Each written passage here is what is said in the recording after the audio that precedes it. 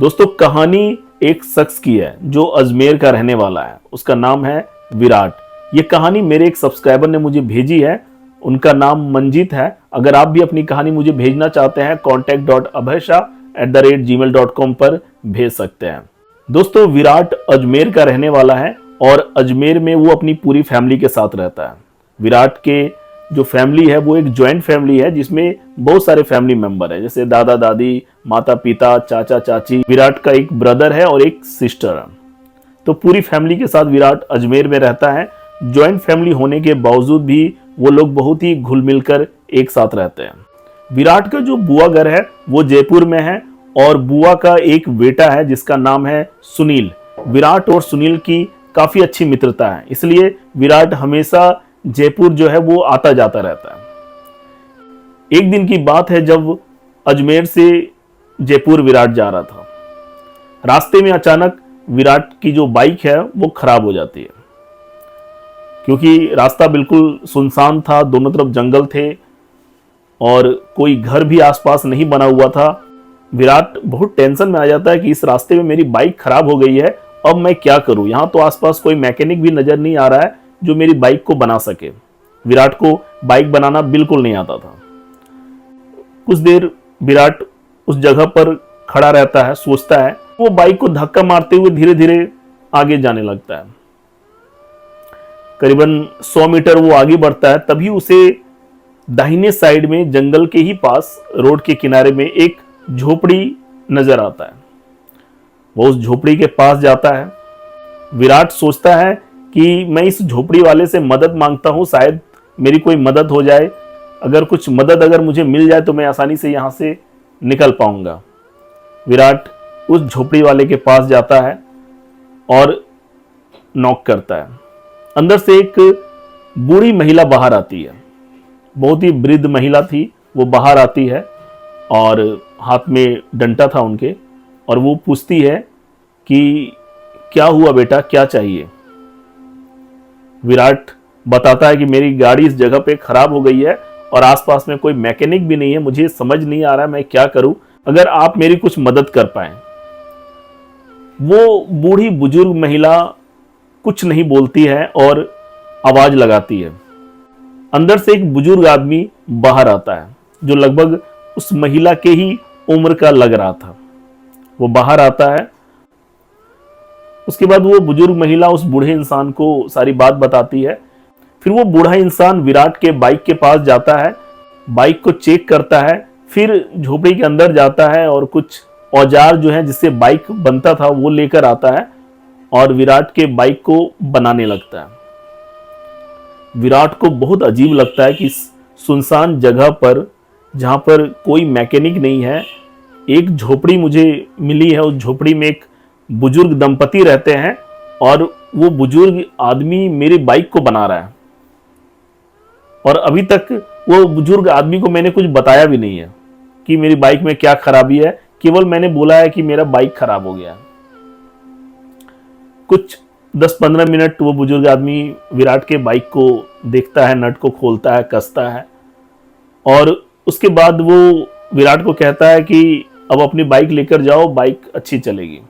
विराट बिल्कुल चौंक जाता है कि इस काम को करने में तो अच्छे अच्छे मैकेनिक को भी समय लग जाए और सोचना पड़ेगी कैसे बाइक को ठीक करनी है। वहां पर इसने कुछ ही मिनटों में बाइक को ठीक कैसे कर दिया। लेकिन क्योंकि विराट को काफी देर हो रही थी तो विराट वहां से निकल जाता है और अपने बुआ घर पहुंच जाता है।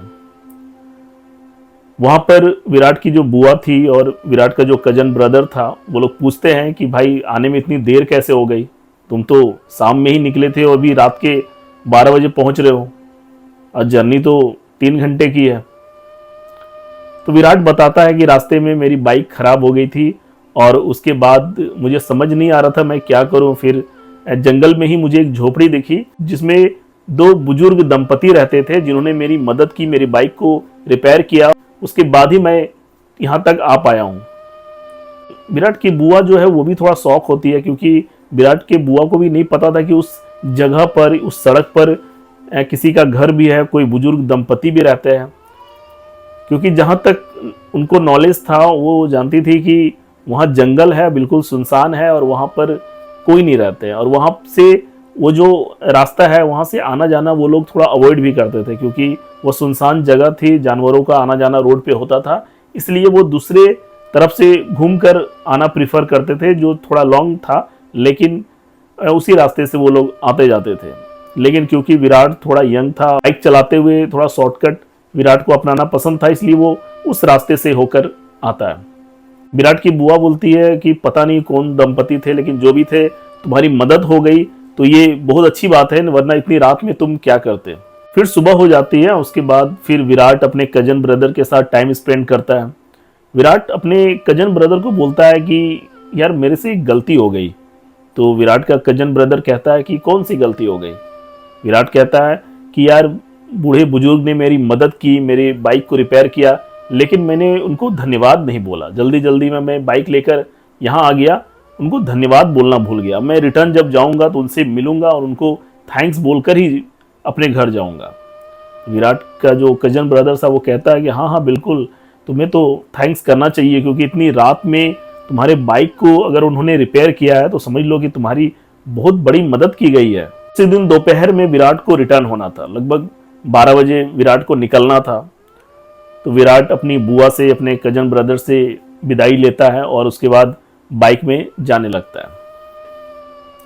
जाते जाते वो उसी जगह पर पहुंचता है जहां पर उस बूढ़े दंपति ने विराट के बाइक को रिपेयर किया था। वहां पहुंचता है, लेकिन वो देखता है कि वहां पर कोई झोपड़ी नहीं है, ना कोई बुजुर्ग है, ना कोई बुजुर्ग महिला है, ना कोई झोपड़ी है, ना कोई घर है। बड़ा ताज्जुब होता है कि यहाँ पे एक दिन पहले तो यहाँ पे झोपड़ी बनी हुई थी और यहाँ पे एक बुजुर्ग दंपति रह भी रहे थे जिन्होंने मेरी मदद की है, लेकिन अब विराट को वहां पर कुछ भी नजर नहीं आ रहा था। जहां पर झोपड़ी था वहां पर छोटे छोटे पेड़ पौधे और घास नजर आ रहे थे, वहां पर कोई भी झोपड़ी नहीं थी और ना ही वो दंपति थे जिन्होंने विराट की मदद की थी। विराट बिल्कुल शॉक हो जाता है कि एक रात में वो जो घर था, वो झोपड़ी का घर, वो घर कहाँ चला गया, एक रात में गायब कैसे हो गया। विराट को कुछ भी समझ में नहीं आता है कि रातों रात वो घर गायब कहाँ हुआ। कुछ देर विराट वहां पे रुकता है, अगल बगल देखता है, लेकिन विराट को कुछ भी नजर नहीं आता। विराट सोचता है कहीं यहाँ पे रुके रुके फिर शाम ना हो जाए, इसलिए विराट वहां से निकल जाता है और अपने घर चले जाता है।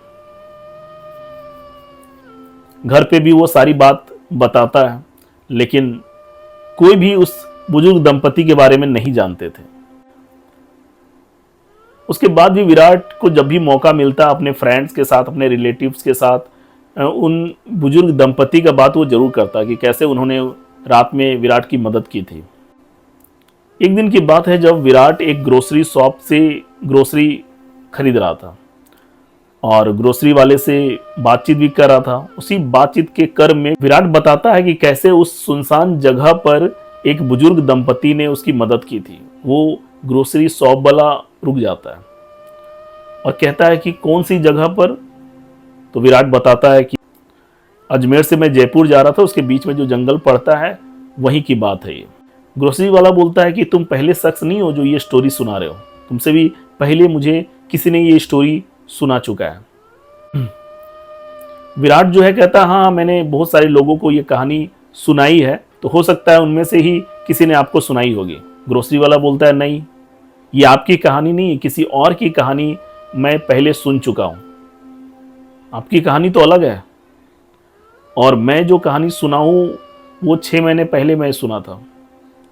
विराट कहता है 6 महीने पहले? मैं तो मुश्किल से 15 दिन पहले ही अपने बुआ के यहाँ गया था जबकि बात है ये। वो ग्रोसरी वाला बोलता है कि उस शख्स ने मुझे और भी कुछ बताया था जो मैं तुम्हें बता देता हूँ। उन्होंने मुझे बताया था कि उस सुनसान जगह पर एक बुजुर्ग दंपति रहते हैं एक झोपड़ी बनाकर, और वो दोनों दंपति उस सड़क से गुजरने वाले जो राहगीर होते हैं, जिनको दिक्कत हो जाती है, परेशानी होती है, उनको वो मदद करते हैं।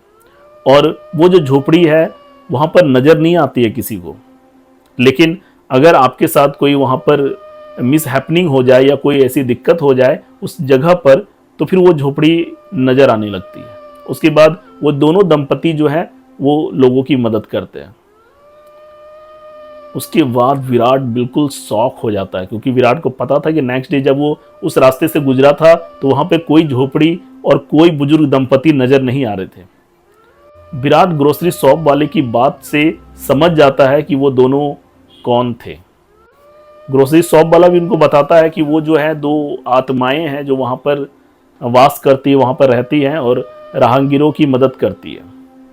विराट बिल्कुल शॉक भी हो जाता है, थोड़ा थोड़ा अंदर से वो डर भी जाता है कि मेरी मदद दो आत्माओं ने की थी, दो भूतों ने की थी। ये सोचकर विराट बहुत ही अंदर से डर जाता है। लेकिन मन ही मन विराट सोचता है कि वो जो भी थे, वो आत्माएं थे या भूत थे, उन्होंने मेरा नुकसान नहीं किया, मेरी मदद की, इसलिए मुझे उनको हमेशा थैंक्स ही बोलना चाहिए। इसलिए वो विराट जो है अपनी आंखें बंद करता है और उनको दिल से याद करके थैंक्स करता है। उसके बाद वो अपने घर चले जाता है। तो दोस्तों, ये थी एक इंटरेस्टिंग हॉरर स्टोरी। अगर आपको अच्छी लगी हो तो कमेंट में जरूर बताएं। Thank you.